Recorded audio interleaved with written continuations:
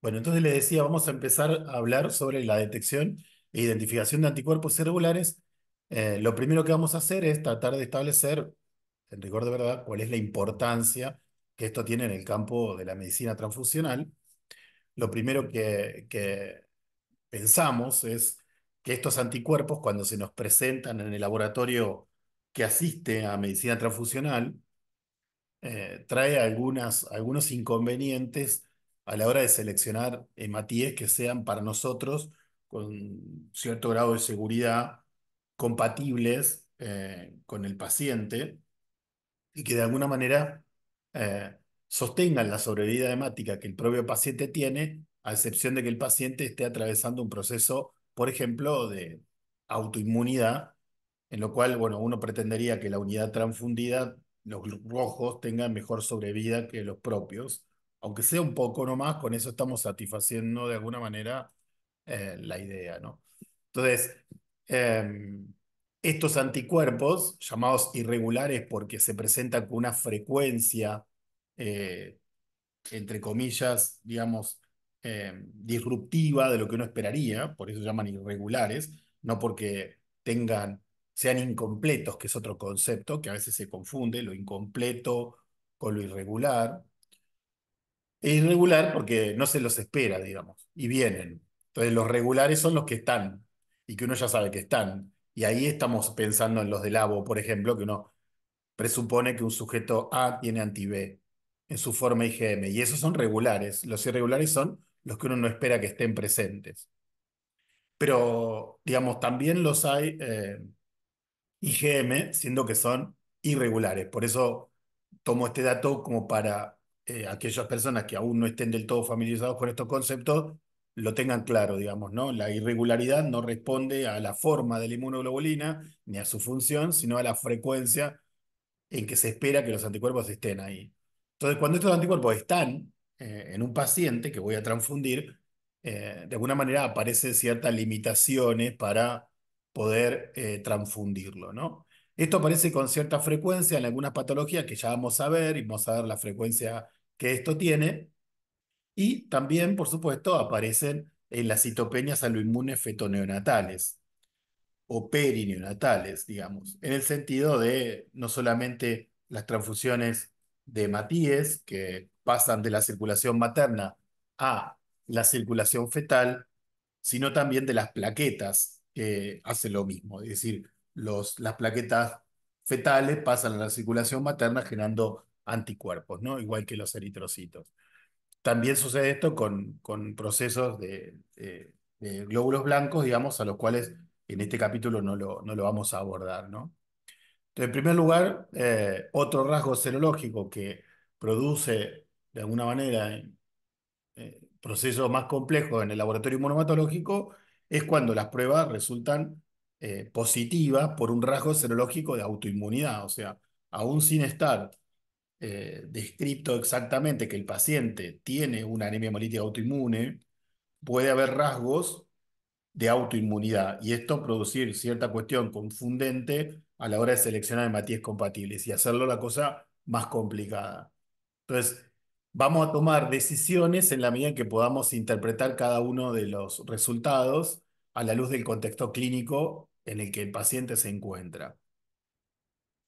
Esto es importante porque también pensemos que nos habilita, obviamente, una oportunidad y casi una responsabilidad, sean técnicos, sean bioquímicos, médicos, de analizar la historia clínica del paciente, digamos, ¿no? Es decir, tenemos que chequear, por ejemplo, entre otras cosas, cuáles son sus signos vitales, cuál es su frecuencia cardíaca, cuál es su presión arterial, si está atravesando un proceso febril, digamos, porque sabemos que las transfusiones de sangre tienen a consecuencia reacciones transfusionales de naturaleza inmunológica que producen alteraciones de estos valores y que podrían dar lugar después a una sospecha sobre la transfusión, cuando por ahí la transfusión tiene una sobrevida normal. Entonces, la importancia de los anticuerpos está bien delimitada y es muy claro dentro de nuestro campo. Lo que vamos a hacer ahora, en este nivel básico, es Vamos a tratar de recuperar algunos aspectos de los procedimientos, vamos a reflexionar sobre cómo tomamos decisiones en este campo y algunas prácticas inmersivas de simulación que vamos a llevar adelante. En primer lugar, recordarles la frecuencia. Les decía, bueno, perfecto. Y esto que es tan importante, ¿cada cuánto pasa, no?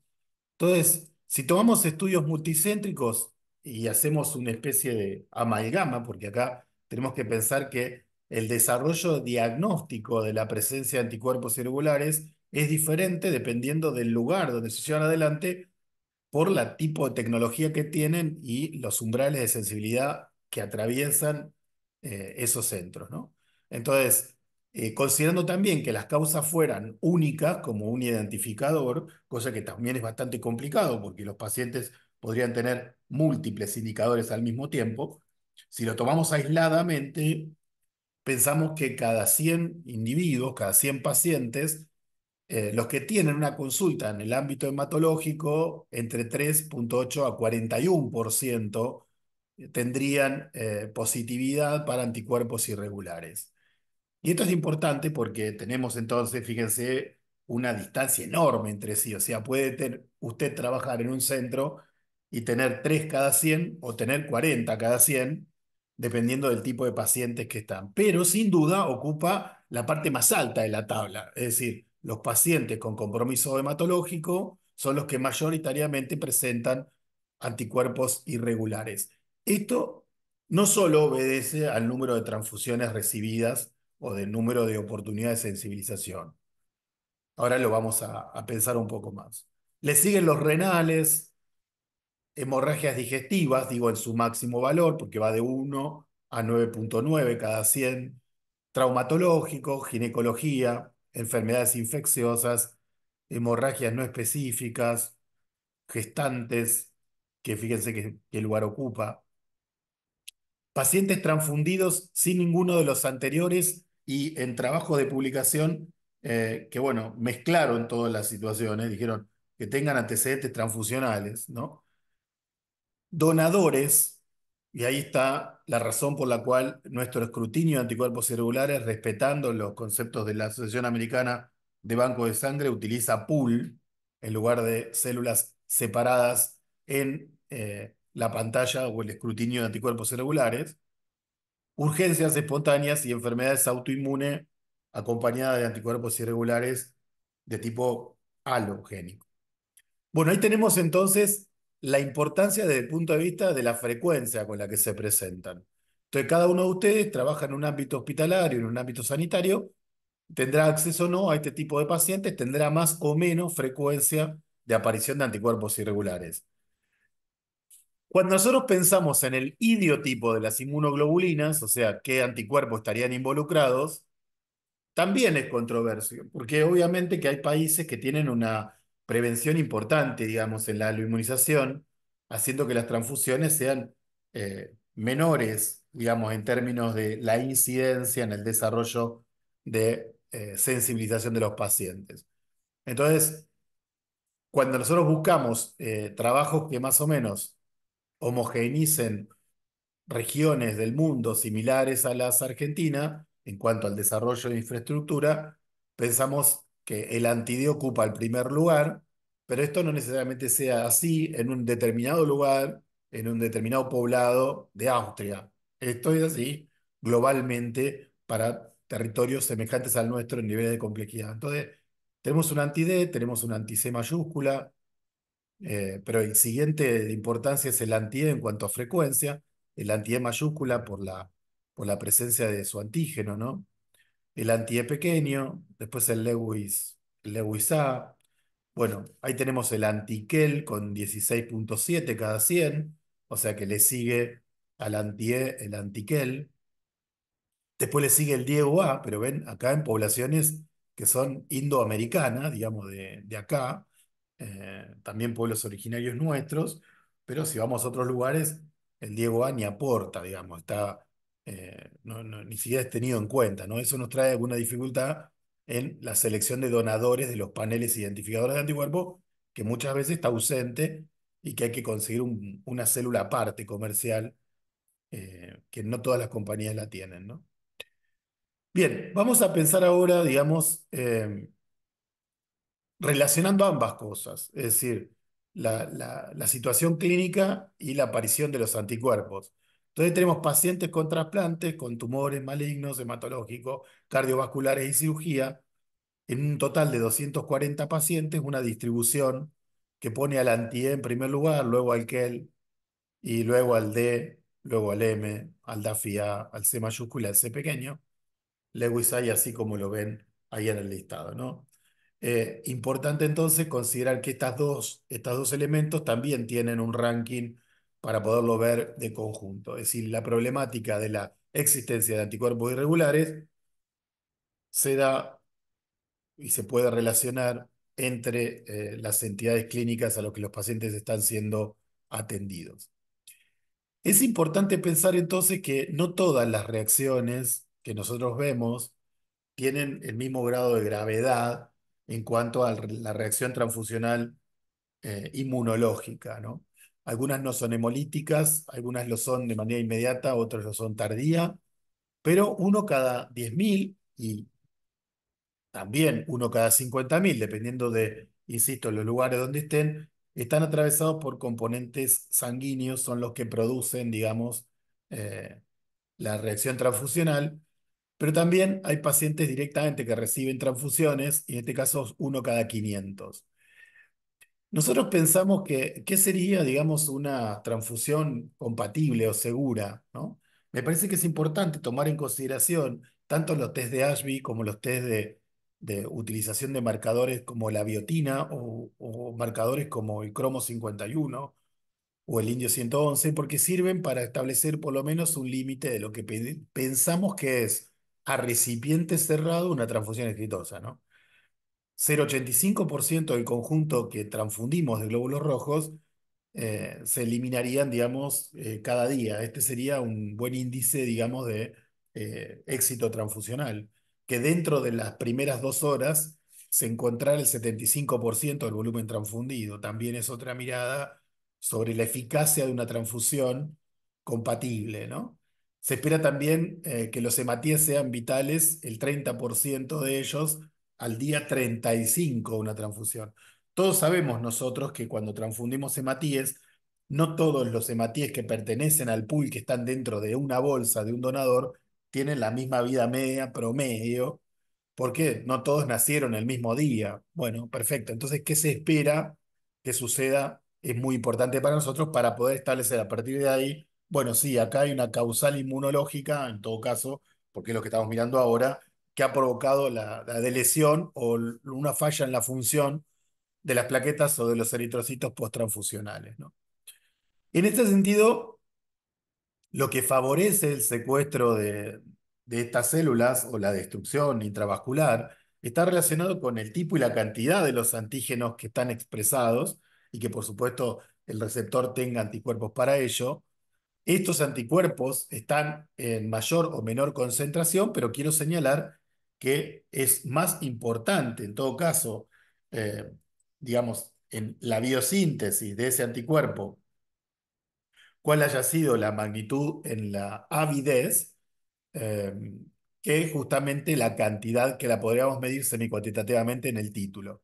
Esto lo vamos a revisar analizando pruebas de dilución de suero antiglobulina y viendo que normalmente eh, nosotros pensamos que a mayor título, mayor capacidad de eritrofagocitosis por células mononucleadas, y esto no es así, es decir, nosotros aprobamos ya que utilizando técnicas de dilución de suero antiglobulina, se puede ver que incluso células que son tremendamente sensibles a la dilución del suero antiglobulina resultan, digamos, con mayor capacidad, digamos, de ser destruidas en menor tiempo. La cuestión es que los idiotipos involucrados y la historia de lo que sabemos de cada uno de ellos para nosotros es muy importante, lo mismo que si activan o no complemento, ¿no? La capacidad que tenga el anticuerpo de tener actividad en determinados momentos con determinada preferencia de rango térmico también define un poco la clínica importancia. Y un punto que es, digamos, en relación al receptor particularmente, es el número de Fc gamma receptores que tengan los macrófagos ese sujeto, ¿no? Esto también es similar a lo que sucede en el cisillo trofoblasto de las placentas, en donde por supuesto que una misma paciente inmunizada por segunda vez podría tener un menor nivel de respuesta, dado que tenga menor cantidad de Fc gamma receptores en las células del cisillo trofoblasto placentario, ¿no?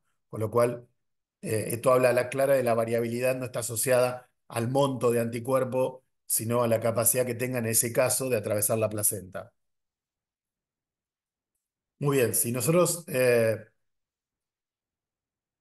vamos a pensar en estos dos tipos de reacciones, la aguda o la inmediata, tenemos que pensar en antes de las 24 horas y la otra, digamos, la tardía, luego de las 24 horas. Esto es lo primero a diferenciar entre un punto y otro en el índice temporal. Se mide en la primera hora, digamos, por supuesto la clase de inmunoglobulina normalmente es una IgM que activa el sistema de complemento por la vía clásica hasta que consigue romper, digamos, la membrana del glóbulo rojo. Esta pérdida de hemoglobina produce obviamente una disminución entonces de la hemoglobina promedio en los hematíes y una hemoglobinemia y hemoglobinuria, es decir, la tenemos libre en el plasma y por supuesto también la tenemos en la orina. Esta situación genera un rasgo característico del tubo que es la hemólisis intravascular. A diferencia de una tardía o retardada, en donde tenemos que pensar qué sucede después de las 24 horas, y tenemos que pensar en una velocidad de 0,25 mililitros hora por kilogramo de peso del receptor, en donde existe una destrucción de esa naturaleza. Estamos pensando en anticuerpos de naturaleza isotípica IgG que inducen la activación del complemento y, por supuesto, digamos que estas células con depósitos de fracciones B, D y DG de complemento en los eritrocitos son fagocitados en el sistema retículo endotelial, es decir, ya por macrófagos y monocitos presentes en el vaso y en el hígado, en donde poseen fracciones para Fc gamma y para complemento fracción B. Insistimos en esto, si allí no hay alojamiento de este tipo de células o si estas células poseen poca carga de Fc gamma receptores, el tipo de respuesta va a ser diferencial y de ahí que pacientes con la misma cantidad de inmunoglobulinas presentes, tituladas y el mismo idiotipo, tengan distinto tipo de respuesta desde el punto de vista de lo que estamos hablando ahora, ¿no? Ahí vamos a tener entonces una anemia con una ictericia, va a disminuir la aptoglobina, va a aumentar la lactato desoxigenasa y por supuesto la bilirrubina. Características bien claras, diferenciadas entre una cosa y la otra, y entonces empezamos conversando sobre la importancia de los anticuerpos irregulares, luego hablamos de la frecuencia con la que ocurren en tanto ocasión de paciente que se interna por alguna razón u otra, hablamos de la frecuencia de los idiotipos que se presentan y la frecuencia de los idiotipos en relación a las patologías, y ahora hablamos de las características de la reacción transfusional. En ese sentido, ahora vamos a pensar cuáles serían las posibilidades de aumento del riesgo en la respuesta inmunitaria entre un paciente y otro.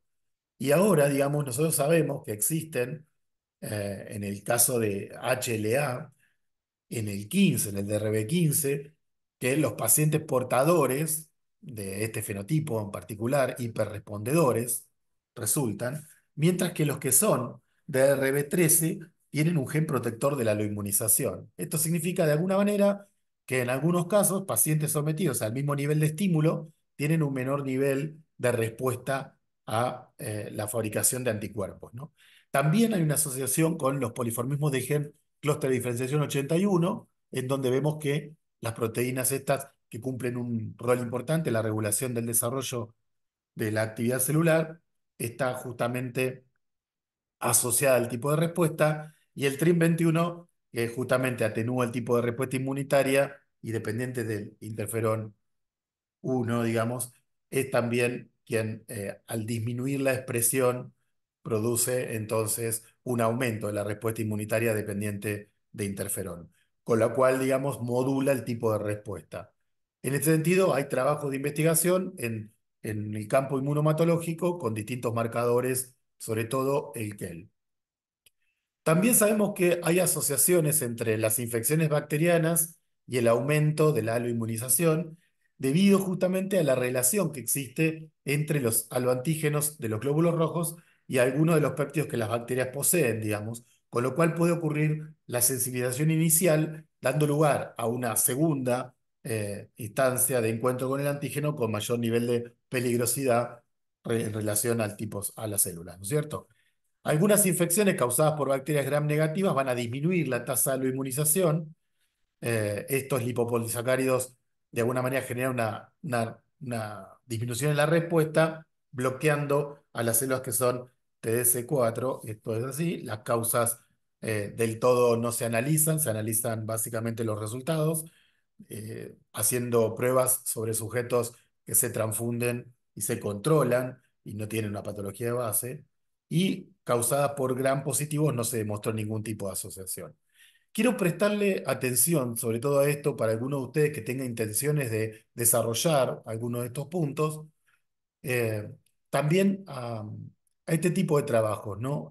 Trabajos que piensan en las bacterias, digamos, y su rol que podría ser utilizado en la inmunomatología.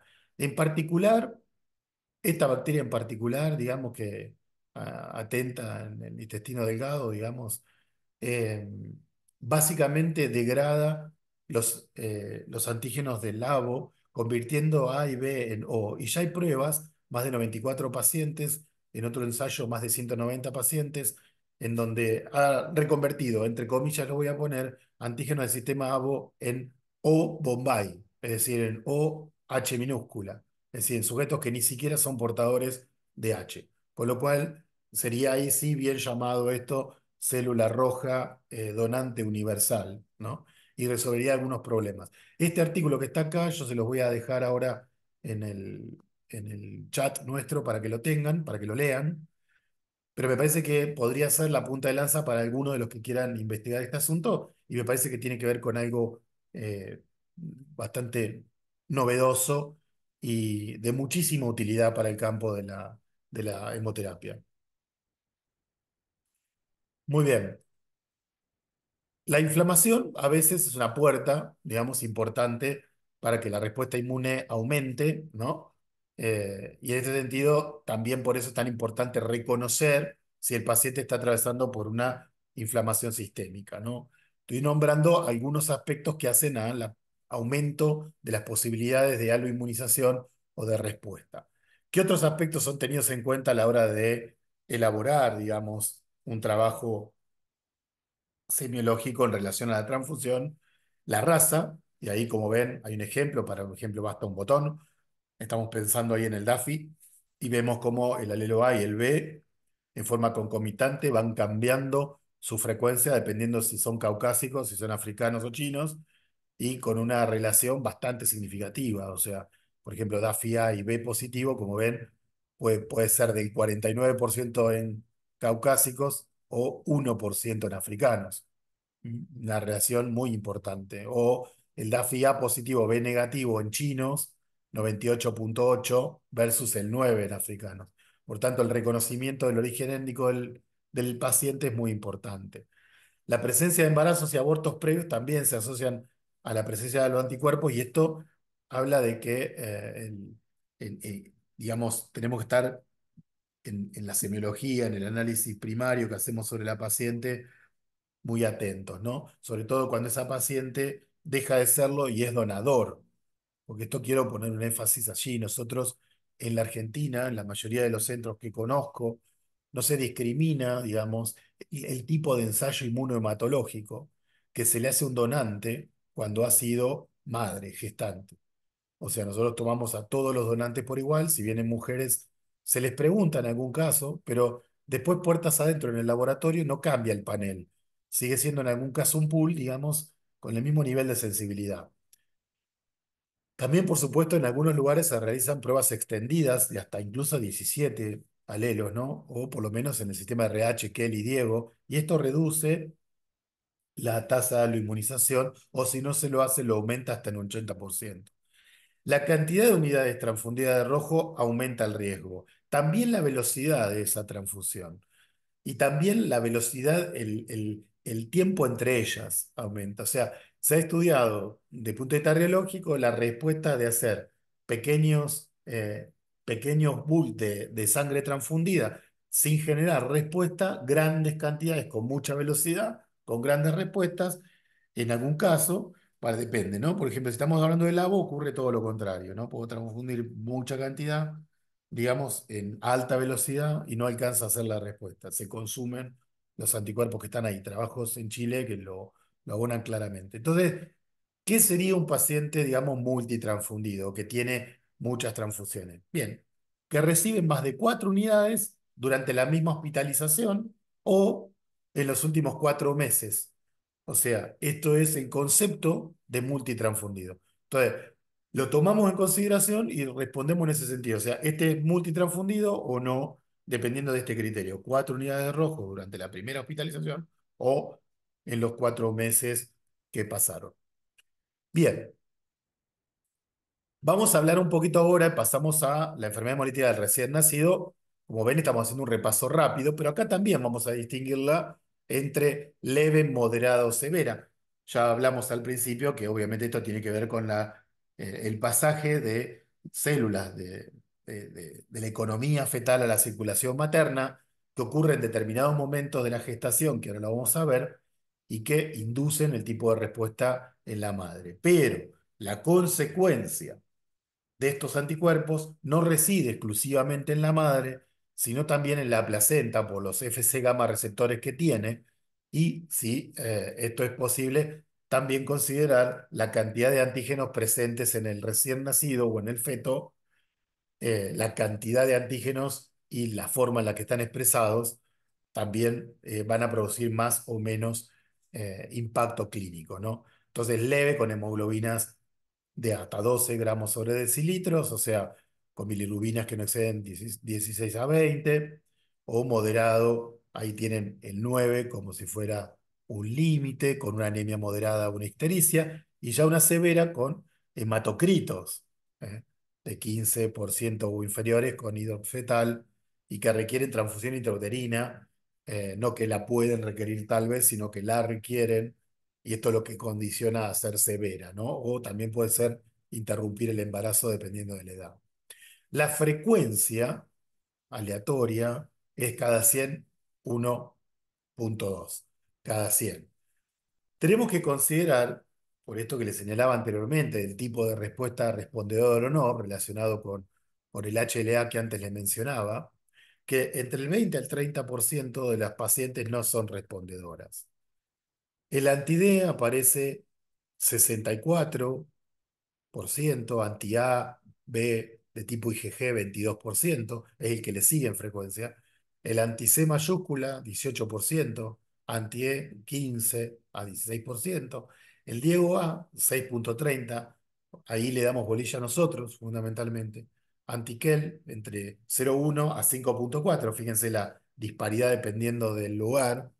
El anti-E pequeño 0,68 y el anti-C pequeño 0,29. Es decir, que tenemos que pensar que hay una frecuencia también de aparición de los anticuerpos irregulares en las gestantes y qué tipo de anticuerpos están presentes. En ese sentido, la magnitud clínica que antes mencionábamos, de moderada a severa, está representado acá entre esos bebés amarillo, moderado, y el bebé rojo, severo. Entonces, moderado a severo el ABO, el antiquel, el D, el E mayúscula, y así, ¿no es cierto? El JKA, el M, el U, el Diego A, el Diego B. Y moderado, antichelano, ¿sí? Anti-KPB, KPA, bien, el Luteran B. Y no producen, por eso está en gris ese bebé, no producen el anti o el Lewis o el Daffy B. Bien, entonces, ¿en qué momento, digamos, se lo inmuniza más? 3% en el primer trimestre, 12% durante el segundo, 45% lo hacen en el tercer trimestre, 64% lo hacen después del parto. De ahí las estrategias de profilaxis. Entonces, cuando nosotros decimos estamos introduciendo una inmunoglobulina que va a permitir evitar que la paciente haga un anticuerpo, en algunos países se administra una dosis de 300 microgramos a las 28 semanas, otros países dos dosis, que va siendo repartida en la carga de anticuerpos, 28 y 34 semanas, y en Argentina se administra generalmente una dosis dentro de las 72 horas posteriores al parto. En algunos centros no se confirma el volumen de la hemorragia, con lo cual no se vuelve a dar una dosis extra dependiendo del volumen de la hemorragia, lo que sí daría lugar a una profilaxis mucho más certera, ¿no es cierto? En este sentido, recordarles que el producto promedio de una gamma globulina anti-D que tiene 300 microgramos, tiene 1.500 unidades internacionales de inmunoglobulina humana anti-D, que cada un mililitro tiene justamente 750, obviamente, y con un máximo de 30 microgramos de esta proteína plasmática que está incorporada, de los cuales 10 miligramos corresponden a la albúmina y el 95% son IgG. Esas IgG no son solo IgG1 e IgG3, como nosotros sabemos que participan de la citopenia alloinmune feto-neonatal, sino que aparece también la IgG2 en un 7% y la IgG4 en un 1%. Aparece contenido de inmunoglobulina A, que no es muy saludable para nosotros en este caso, y que por supuesto debe cubrir con cierta límite en 5 microgramos por mililitro. ¿Qué efectividad tiene esto cuando lo utilizamos en el sentido de una paciente gestante? 0,5 mililitros de un concentrado de TC2D es capaz de proteger, eh, o vamos a pensar, digamos, en esta protección en microgramos, 10 microgramos de inmunoglobulina anti-D. Ahora, con una hemorragia superior a los 4 mililitros de sangre fetal que atraviesa la circulación materna, ahí tenemos que empezar a pensar en aumentar la dosis. Por eso es tan importante los test que testean la hemorragia fetomaterna, para los cuales yo a lo largo de nuestra cursada les voy a ofrecer 4 métodos que a mi juicio cumplen con la función para que cada uno de ustedes luego podrá hacer una crítica sobre esto y ver cuál utilizar, digamos, ¿no? Algunos son más de factura casera y otros son métodos comerciales. Pero lo importante es que podamos establecer un criterio a la hora de poder utilizar. eh, Bueno, básicamente también es importante reconocer cuánto se elimina por día de esta dosis. La máxima concentración se logra entre 2 a 3 días y se elimina entre 3 y 4 semanas. Y esto es importante porque nosotros lo hacemos por vía intramuscular, obteniendo títulos superiores a 1 en 1 millón de anti-D. Por lo tanto, esto va a tener un impacto en el título de anticuerpo anti-D en la paciente. Y si nosotros hacemos una búsqueda de anticuerpos irregulares a posteriori y una titulación, vamos a encontrar que la paciente tiene anticuerpos anti-D circulante. Y lo primero que vamos a tener que hacer es descartar la opción de que no se trate de una aloinmunización activa versus una aloinmunización producto de esto pasivo que nosotros acabamos de incorporar, ¿no es cierto? Para lo cual va a ser muy importante que empecemos a rever nuestras técnicas de titulación. En ese sentido, digamos, también vale la pena comentarles que he hecho pruebas de idiotipo y he encontrado antiquel también junto con anti-D en esos sueros. Muy bien, entonces, ¿qué es lo que produce mayor nivel de aloinmunización y que compromete más el grado de afectación fetal? Bien, lo que aumentaría el grado de inmunización sería transfusiones de sangre previas, partos, abortos espontáneos, embarazos ectópicos, las intervenciones para toma de vellosidades coriónicas, bueno, muerte fetal, sangrado vaginal, bueno, el traumatismo. Esto va, por supuesto, de la mano de hacer un análisis previo cuando voy a tomar la muestra de la paciente. Tenemos un aumento significativo por la presencia justamente de DRWC, otra vez, estamos hablando de HLA otra vez, respondedores, el genotipo del progenitor, ¿no? Porque podría ser que fuera para el gen que codifica el antígeno en la membrana heterocigota u homocigota, y si el progenitor es homocigota, las chances de que esté presente el antígeno es más alta. La supresión de células T, que estén inducidas por tolerancia, obviamente, el número de gestas previas y el número de Fc gamma receptores en el cistidotrofoblasto, aspecto que ya mencioné hace un ratito atrás. Por otro lado, digamos, ¿cuál es el isotipo de la inmunoglobulina? O sea, sabemos que la 1 y la 3 son las más importantes. ¿Cuál es la avidez que tiene el idiotipo? Y ahí es donde me parece importante chequear con IgG en dilución. ¿Cuál es la expresión en esos hematíes blancos de estos anticuerpos maternos? Esto lo hablamos. La presencia de una incompatibilidad o que produce justamente un efecto contrario, que es la protección para la existencia de anticuerpos concomitantes de otros sistemas antigénicos. Es decir, que un sujeto sea avo incompatible con el feto le brinda menores chances de producción de anticuerpos IgG dirigidos contra antígenos distintos del avo. También la cantidad de inmunoglobulinas que tenga la paciente, aunque es menor importante. ¿Y cuáles serían los factores ocultos? Bueno, algunos títulos que son indetectables por las técnicas que nosotros tenemos y que durante la gestación se produce un aumento deliberado con una paciente que ya casi no tiene ningún tipo de seguimiento porque dio negativa la prueba de Coombs indirecta en la primera toma, la primera muestra, y también nuestras técnicas, paneles que no tengan antígenos blancos para los cuales la paciente pueda llegar a ser un anticuerpo. En ausencia del progenitor, para poder hacer pruebas de compatibilidad paterno-fetal, entonces lo que encontramos es, o paterno-materna, digamos, lo que terminamos haciendo es no sabiendo esto y eso configura otro riesgo en ese sentido. Bueno, estamos hablando de lo pretransfusional y eh, hablamos un poquito de citopenia salud inmune. Yo sé que por ahí estoy siendo un poco reiterativo o básico, pero se trata de lo básico por donde arrancamos, digamos. Incluso hay algunos temas acá que sí me gustaría que si ustedes tienen alguna pregunta me lo hagan.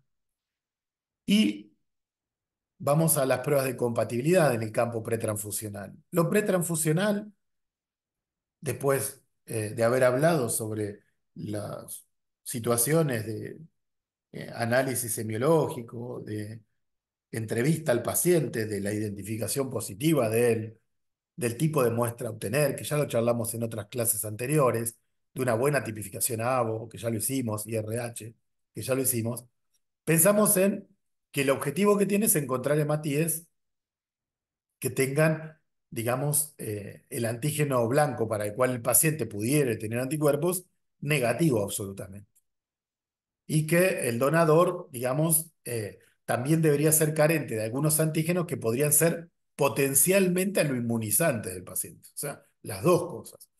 O sea, por un lado, que tengamos células carentes de antígeno para el cual el paciente tiene o no un anticuerpo, y por otro lado, que las células del donante no sean inmunizantes, digamos. Estos dos objetivos estarían en las pruebas pretransfusionales. Para lo cual, como ustedes ya conocen, se utiliza la técnica de pesquisa de anticuerpos irregulares, conocida como detección de anticuerpos irregulares o prueba de Coombs indirecta, ¿no? Obviamente, para los que no están familiarizados con esta técnica, yo creo que la mayoría de los que estamos acá sí, estamos pensando en el suero o plasma del paciente, en cuyo estrato no sabemos si hay o no anticuerpos irregulares, y los vamos a enfrentar a hematíes, digamos, comerciales de antígenos conocidos. Estos antígenos están representados según la clínica importancia de los anticuerpos. Y esto es un primer punto muy importante. No pensamos en la frecuencia de aparición de los antígenos, sino en la importancia clínica que los anticuerpos tienen.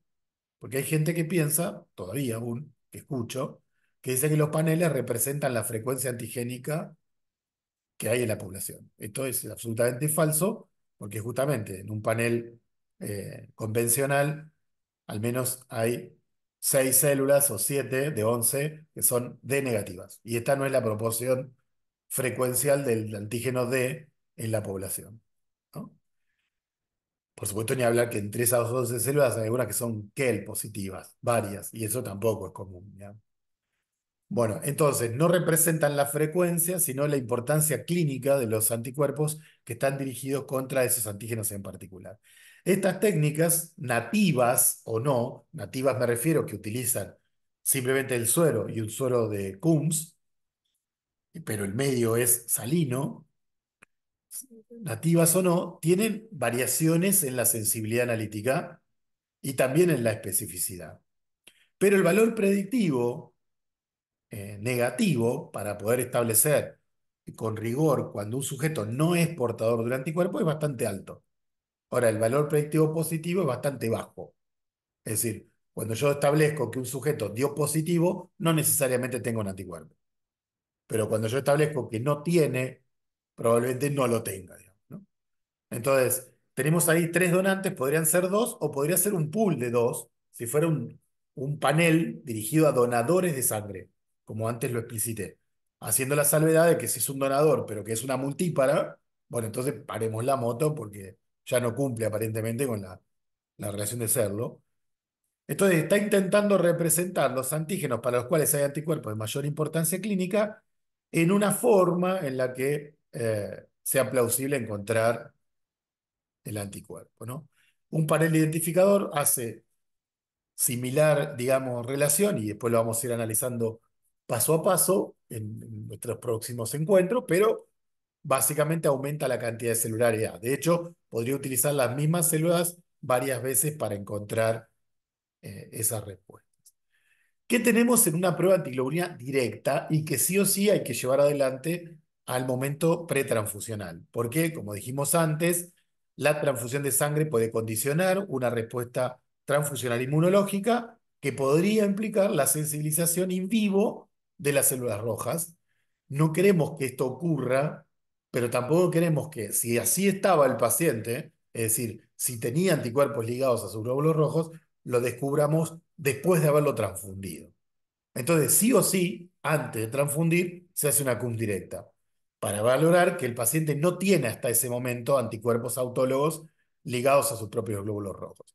Si desconocemos si ese paciente fue transfundido o no, por supuesto que este hallazgo, el hallazgo de una CUMS directa positiva, podría estar revelando una respuesta a la transfusión, es decir, una asociación de anticuerpos aloinmune a los glóbulos rojos recientemente transfundidos.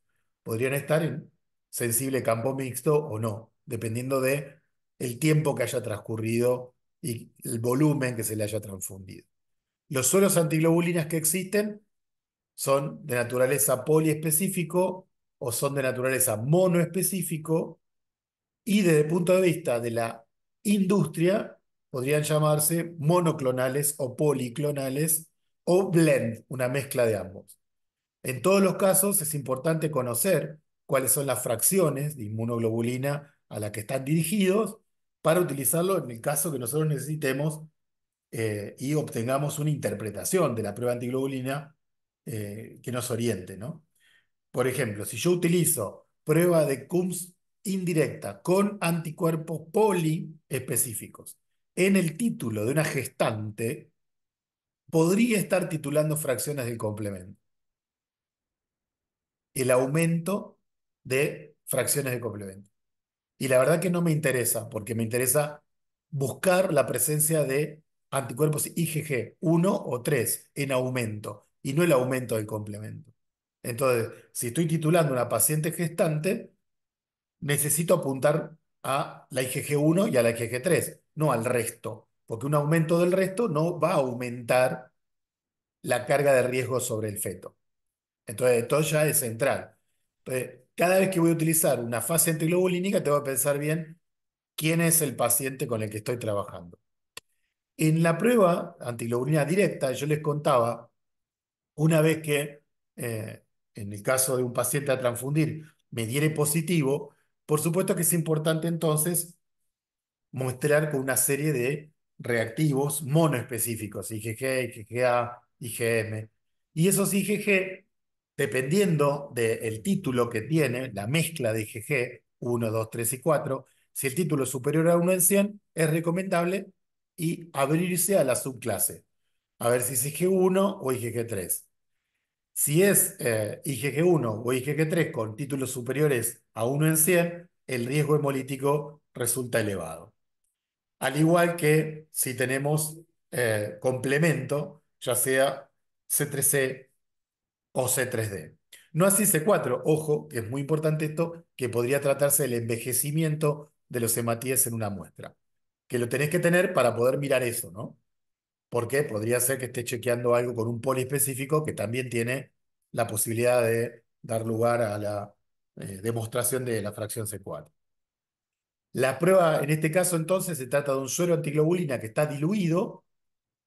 Entonces yo incorporo hematíes del paciente, en este caso, que está sensibilizado in vivo, para observar el tipo de aglutinación dependiendo de la dilución del suero de Coombs. Ese suero de Coombs está monoespecífico a partir de que esta tarjeta que vemos enfrente, que es de ratón, que es poliespecífica, dé positiva, ¿no? Después les voy a mostrar en otras versiones la interpretación de estos hallazgos, que también las utilicé en distintas oportunidades en ensayos comparativos con la eritrofagocitosis de células mononucleadas en casos de transfusión de pacientes con anemia hemolítica autoinmune. Es decir, pudiendo chequear que el uso de la técnica de dilución de suero antiglobulina pone en evidencia si una transfusión incompatible va a tener mejor sobrevida en un paciente que tiene anticuerpos irregulares. Espero que se haya entendido esto que tengo planteando. Es decir, lo puedo utilizar el suero antiglobulina como un marcador de la importancia clínico-transfusional de hematíes que tienen una incompatibilidad demostrada, pero que no hay otro mejor. Es lo que tengo. Entonces yo pude demostrar que hematíes que tienen una cruz de aglutinación versus otro que tiene otra cruz y otro que tiene otra cruz, se comportan diferente frente a la dilución de suero antiglobulina. O sea que la técnica de dilución antiglobulina muestra variaciones que no observamos en la prueba de compatibilidad. Y esto nos permite asegurar que una transfusión versus la otra, o sea, un donador versus el otro, es mejor. Y nos permite hacer una selección más adecuada con un criterio del laboratorio para transfundir una unidad que tiene una cruz de reactividad. ¿O no? Bien, bueno, voy a abrir esto un poquito. Yo ahora los voy a poner a ustedes en contacto y también espero de su parte alguna pregunta o algo, pero los quiero poner en contacto para que revisemos alguna relación entre las técnicas, digamos, de detección de anticuerpos irregulares, la técnica de antiglobulina directa y el condicionamiento de una compatibilidad transfusional mayor, ¿no? ¿Qué predicen estos resultados? Juntos o separados, ¿qué predicen? Entonces les voy a poner un juego para que hagamos unos minutos en relación a la posibilidad uno, 2 o 3, carguen las tres, digamos, en este ejercicio, de qué significa esto, que me haya dado positivo la detección de anticuerpos celulares, que también me dio positivo la CUM directa y que también me dio positiva la compatibilidad. ¿Qué podría significar? En una situación, en otra segunda situación o en una tercera situación. Y después, cuando volvemos y ustedes charlan esto de alguna manera, me terminan diciendo a mí, digamos, qué les pareció. ¿Mm? Vamos a ver si puedo inaugurar acá. Si quieren, tomen nota de los cuadritos en un papelito o algo por el estilo. Les doy ese chance para que lo tengan, para cuando vayan al grupo puedan ir colocando resultados. Obviamente que están todos los resultados posibles, ¿no?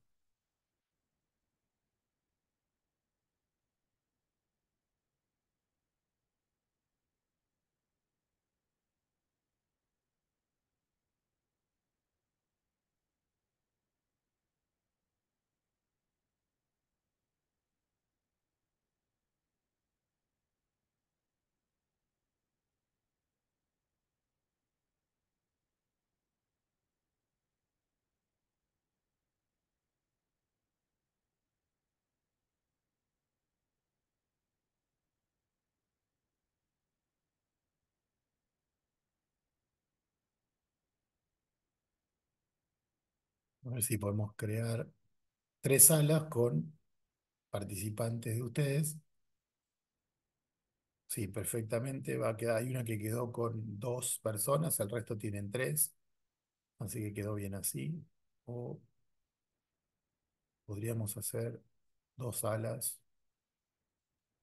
con cuatro participantes, creo que es mejor. Sí, es mejor así. Bueno, ahora van a recibir la invitación para sumarse al grupo. Ya tienen el cuadrito acá, o por las dudas, imagino que ya se lo habrán anotado. Y a continuación, cuando vuelven, me dicen qué pensaron y yo les digo también las respuestas que elaboré con el mismo tema para ver qué ustedes piensan de lo que yo puse. Vamos a... ay.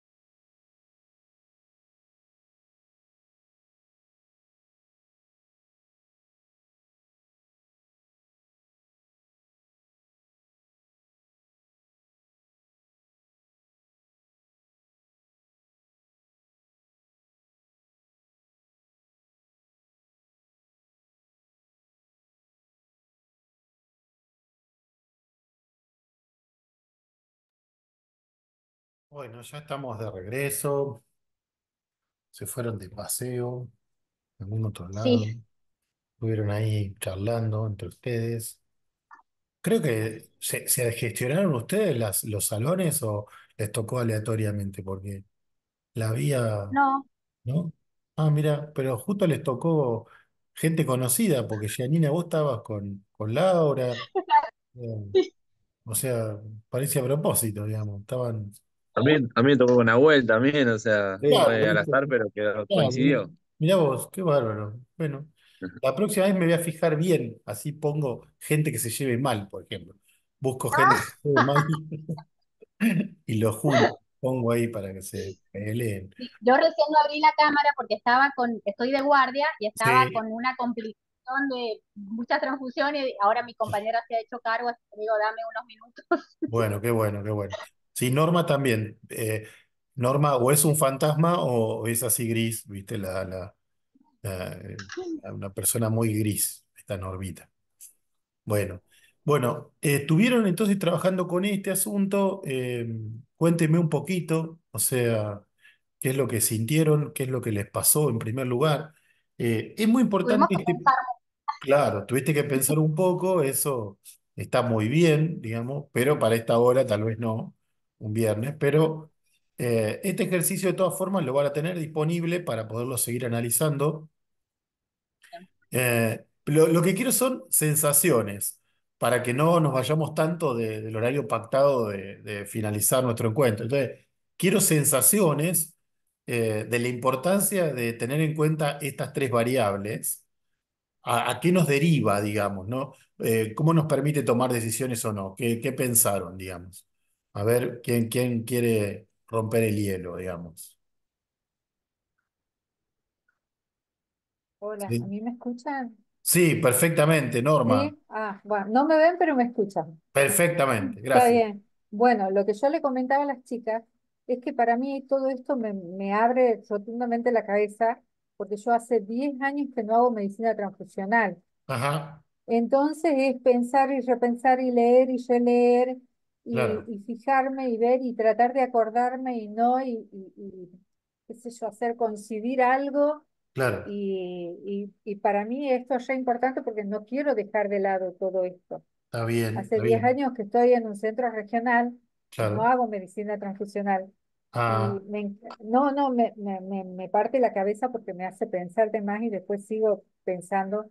busco, dónde he visto, Claro, dónde estaba, y trato de entender y trato de sacar una conclusión, y bueno, claro, me claro, claro. pasan esas cosas que me queda todo pendiente ahí. Bueno, bueno, está bien, es un estímulo, digamos. Está bueno, está bueno. Sí, sí, sí, Bueno, totalmente. buenísimo. Por eso lo estoy haciendo Claro, al curso, tal porque no cual. quiero quedarme o sea, encasillada en algo y no poder el día de mañana, por ejemplo, Claro, poder conversar y saber por qué positiva, por qué, no, por qué la bolsa, por qué el paciente, y bueno. claro.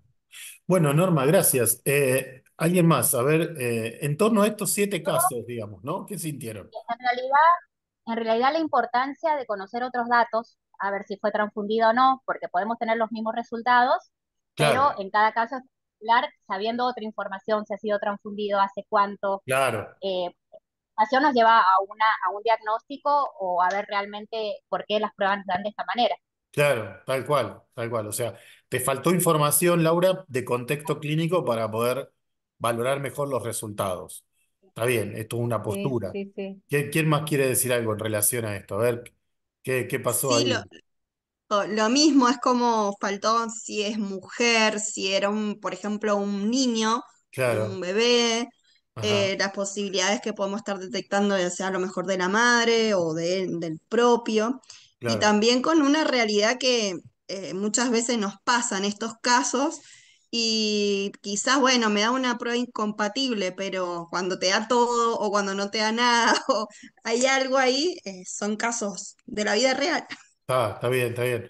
Bueno, tomemos en consideración que acá los 3 marcadores que puse, detección de anticuerpos irregulares, compatibilidad y prueba de CUM directa, reúnen casi, les diría, en la mayoría de los servicios de transfusión, lo mínimo indispensable para tenerlo abierto, ¿no? Es decir, poder Sí, hacer CUM sin directa, poder hacer compatibilidad y CUM directa. Es nada más que eso, ¿no? Acá no hay un panel identificador, no hay nada. Es decir, son pruebas Ujú. pretransfusionales. Entonces, con estos resultados, estos 7 sujetos, eh, sí. ¿pudieron predecir algo? ¿Qué les parece? ¿Qué hipótesis tienen? A ver.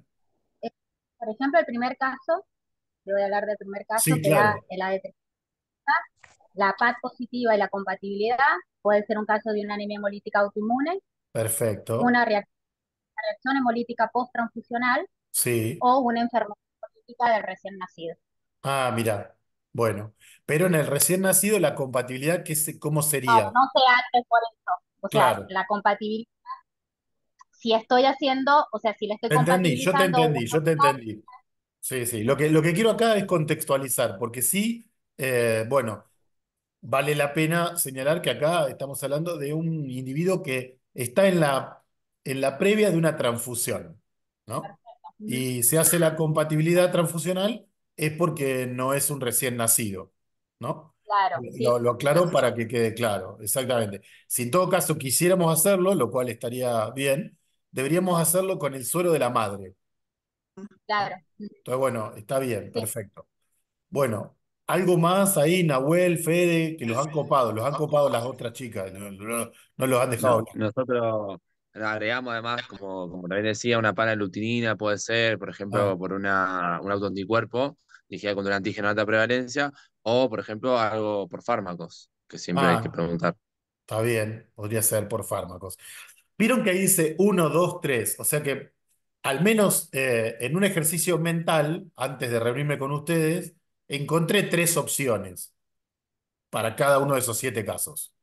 Digo esto para que ya lo tengan en cuenta que es como si fuera el mago Cacarulo, me salió el truco, digamos a mí. O sea, encontré 3 posibles respuestas a los 7 casos, digamos, para que lo veamos. Ahora en un ratito lo vamos a analizar, solo para escuchar la voz de Melania y de Sofía.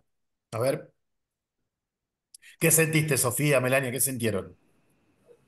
No, estuvo bueno en cuanto a pensar qué podría ser, pero bueno, coincidimos estos que nos faltaban como datos claves para guiarnos un poquito más y no tirar así como cualquier cosa. Sí, fruta. Nosotros, por ejemplo, en el segundo caso, donde todo nos dio Negativo. negativo, como que le prestamos bastante atención a todo lo que es control de calidad, de los reactivos, de Está bien, la muestra. claro. eh, Como que ahí vimos como que en todos los casos debemos prestarle Claro. atención, pero cuando tenemos todo negativo, como que lo guiamos más hacia ese lado. Está bien, está perfecto, está perfecto. Es muy importante lo que plantea Mel, ya lo plantearon nuestras compañeras anteriormente, el contexto en el que se desarrolla. Pero este tipo de juegos también pretende sacar como interés, che, nos falta el contexto. O sea, no es que lo hago así diciendo, bueno, no va a pasar nada. Yo espero que ustedes me digan, che, ponele un contexto, porque si no, no sé de qué se trata. Es un juego a propósito, ¿se entiende?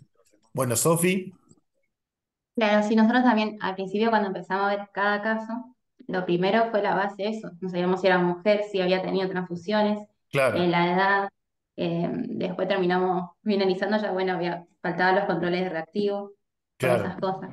está muy Y me bien, pasó lo mismo que Noemí, me parece, sí, que Norma, creo que. enorme, sí, tal cual, Eh, También, todos los chicos trabajan en hemoterapia.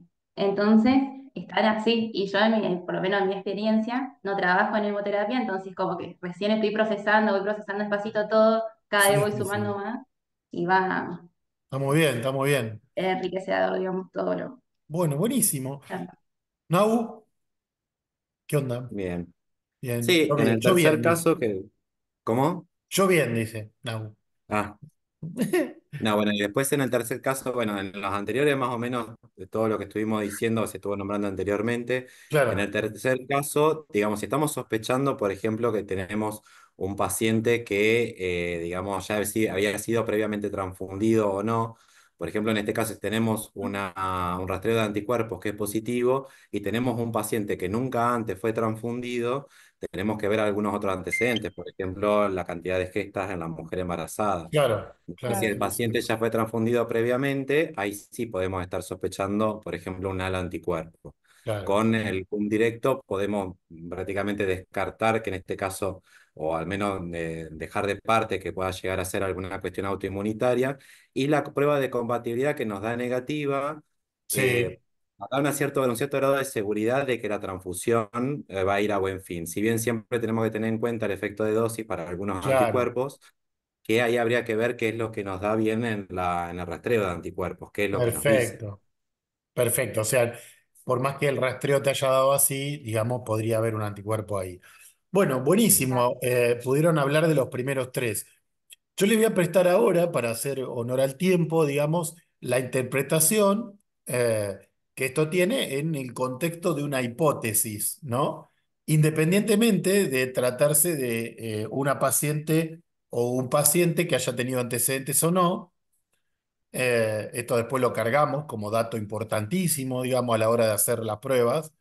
Pero para este juego nada más me presto a una especie de esquema, de algoritmo de interpretación a partir de los hallazgos, ¿no? Entonces, si ustedes tienen su esquema ahí, les pido que vayan pensando en esto, ¿no? Una detección de anticuerpos irregulares positiva junto a una prueba antiglobulina directa positiva y también la compatibilidad al azar de bolsas que resultaran positivas, lo primero que uno podría pensar es en la mezcla, digamos, de un autoanticuerpo, supónganse, con un halo anticuerpo. Podría ser esto. También podría tratarse de un anticuerpo de tipo crioautoaglutinina, como ustedes señalaron, que te empasta todos los resultados. Y también podría tratarse, como lo planteó antes alguien por ahí, de un resultado falso positivo. Es decir, que tendría que chequearlo en virtud de los controles. Ahí tenemos tres escenarios posibles. O hay un halo anticuerpo que está reaccionando en la DAI, que también lo hace en la compatibilidad, más un autoanticuerpo que da positivo en la CUM directa, o hay un autoanticuerpo simplemente que reacciona también porque está libre en el plasma y es un anticuerpo con efecto panaglutinante. Yo ahí voy a corregir la palabra anticuerpo autoaglutinante o panaglutinante porque no existe el anticuerpo que lo sea, sino el efecto del anticuerpo es la panaglutinación, porque si no estaríamos hablando de que existe una especificidad tal. No es así, digamos, es un rasgo. El rasgo panaglutinante de un anticuerpo. Entonces, el anticuerpo no lo es, sino que presenta un rasgo de panaglutinación.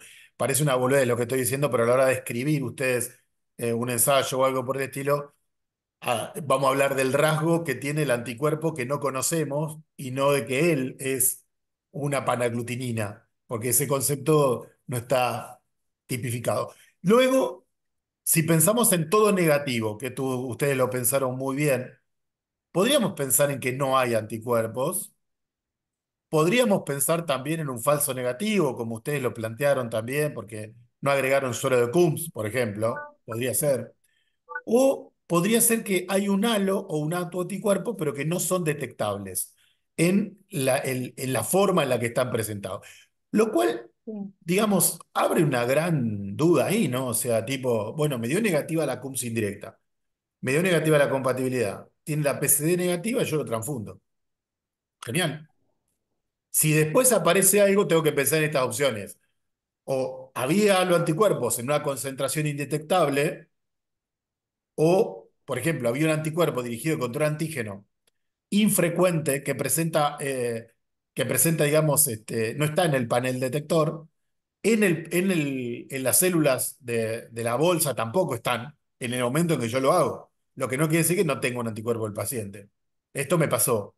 Es decir, PCI negativa, compatibilidad negativa, se transfunde cuando volvemos a estudiar al paciente después de una transfusión, tenía un anti-Q y ese anticuerpo estaba ante nada más que la bolsa no lo tenía y el panel no lo detectaba.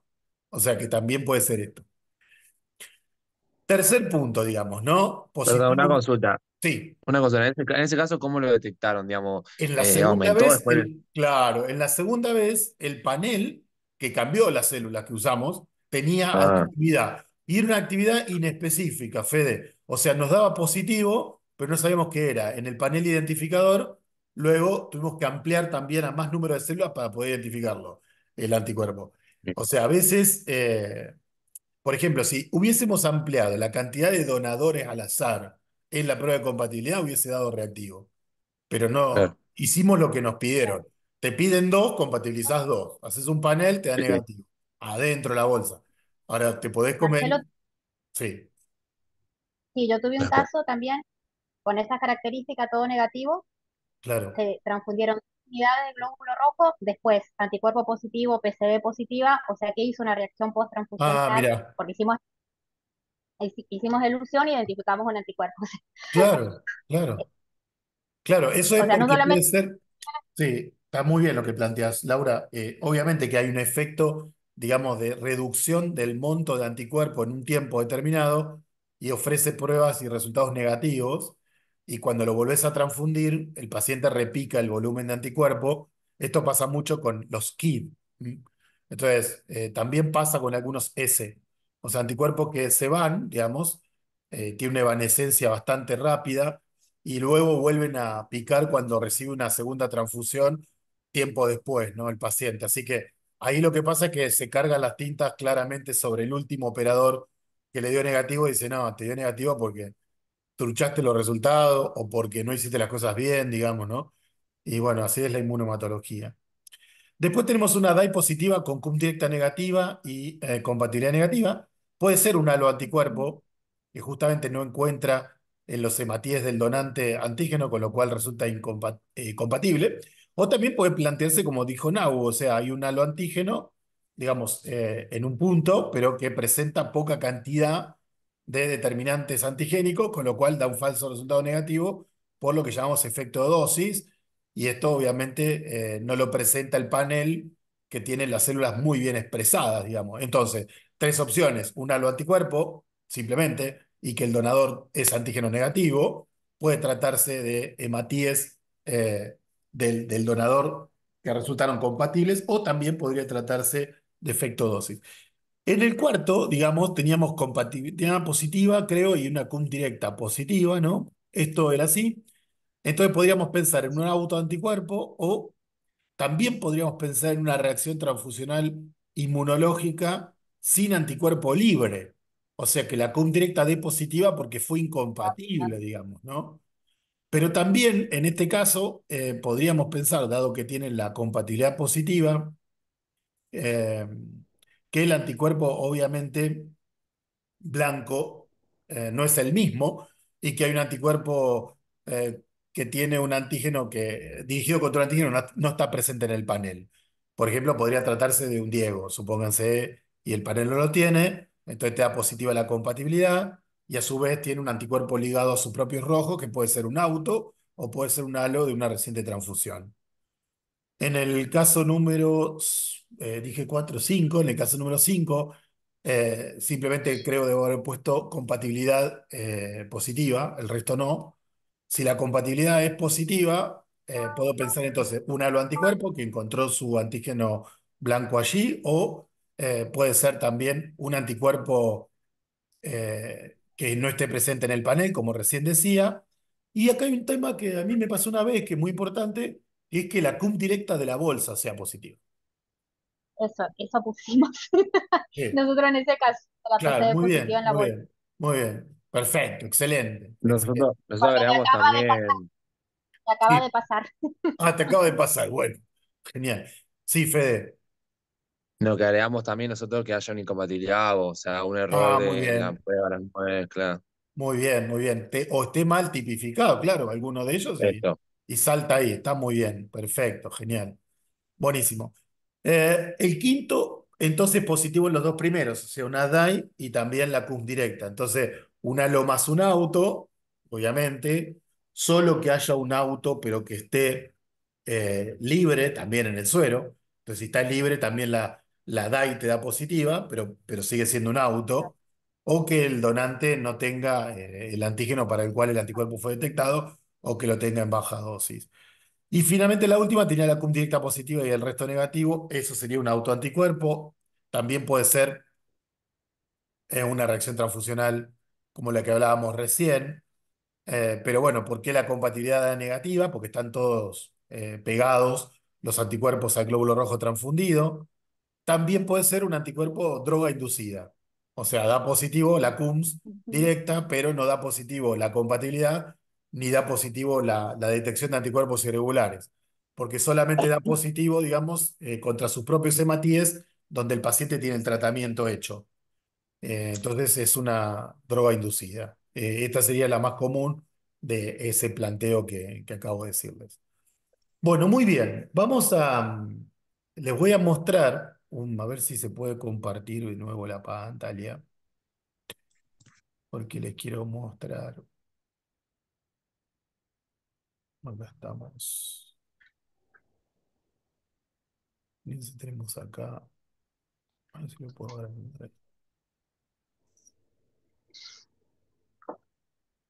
Miren, acá tenemos también, seguimos tomando decisiones. Este ejercicio lo vamos a hacer asincrónico, pero nada más se los presento para que lo veamos, ¿no? Acá tenemos un ejercicio que sería tomar alguna decisión transfusional.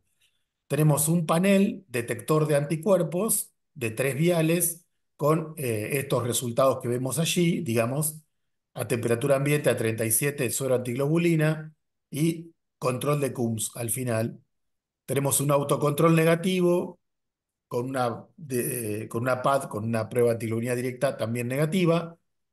Los otros datos que tenemos ahí es que la detección de anticuerpos celulares entonces dio positiva y que el fenotipo del paciente es R1-R1, ¿no? Entonces, trabajamos sobre pruebas de compatibilidad al azar, se piden 2 unidades para transfundir. La compatibilidad describe la siguiente situación. Los donadores los tienen ustedes a la derecha, el 551, 542 y así, son los donantes. Y los fenotipos son A, R1R o R chico, R chico. Recuerden que el paciente es un paciente A, R1R1. Para decirles ahora, después lo van a ver, se los mando por otro lado.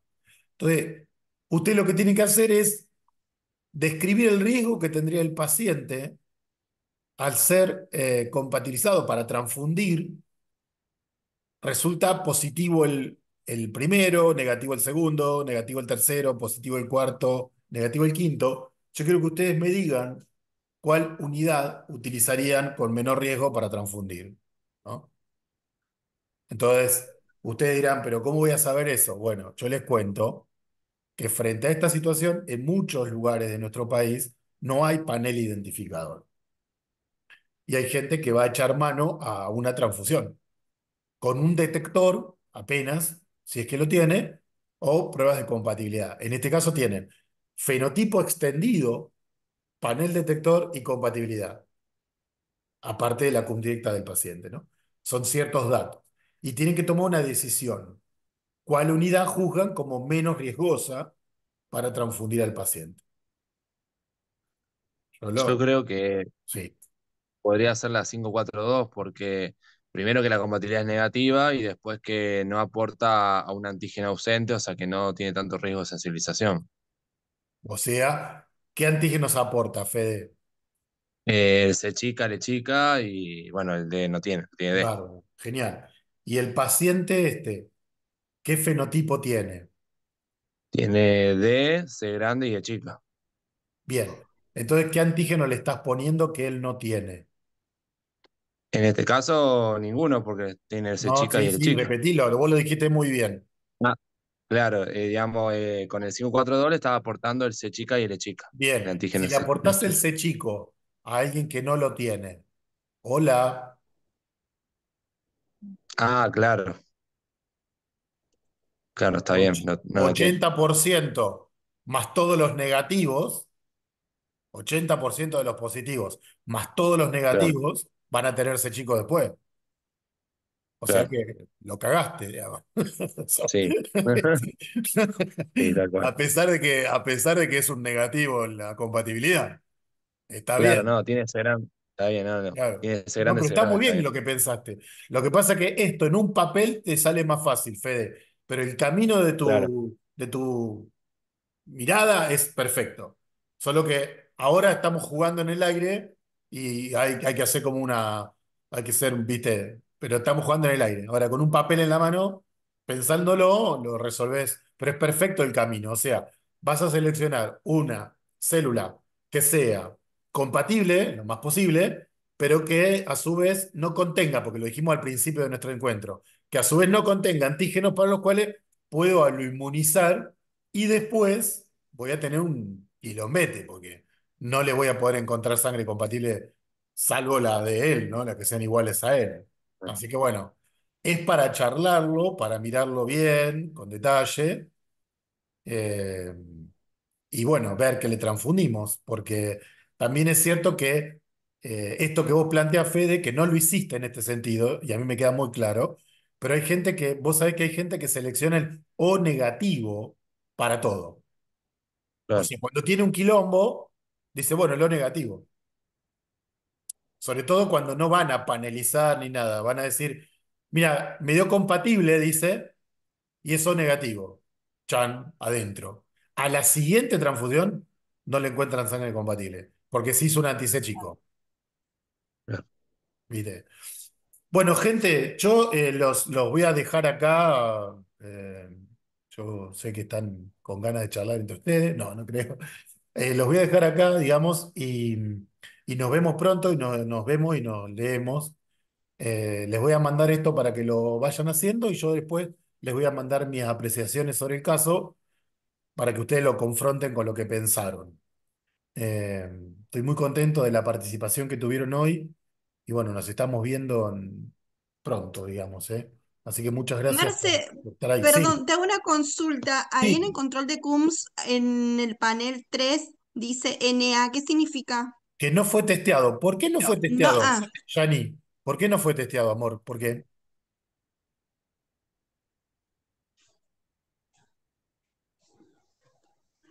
no sé. Ay, Thyssen no se me... Sí sabes, Gel, sí sabes, sí sabes. Thyssen Gel. Para. Por qué no fue testeado el control de CUMS? Sí lo sabes, Yani. Vamos, vamos, que lo sabe. Ay, Vamos. para que estoy... A ver.